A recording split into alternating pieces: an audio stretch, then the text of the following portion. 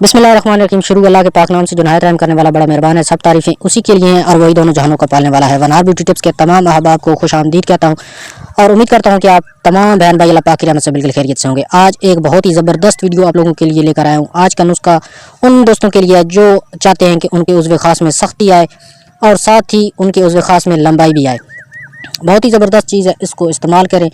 आपकी इस नुस्खे की पहली खुराक से आपको उज़्व ख़ास में लंबाई भी आएगी और इतनी सख्ती आएगी कि आप पहली खुराक से खुद देख लेंगे कि इसमें कितनी ताकत है।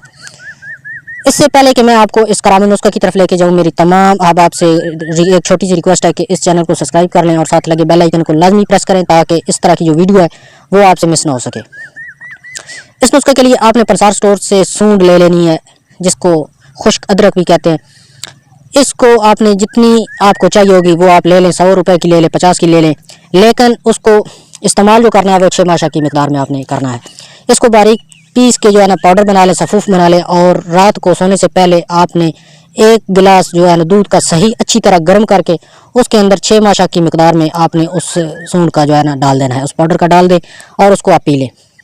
पहली खुराक में आपको यकीन हो जाएगा कि इसके अंदर कितनी ताकत है और वो आपके उज़्व ख़ास में सख्ती भी लाएगा और लुत्फ़ भी आपको बहुत ज़्यादा आएगा हम मिस्री में लंबाई में भी इजाफा करेगा और सख्ती में भी इजाफा करेगा।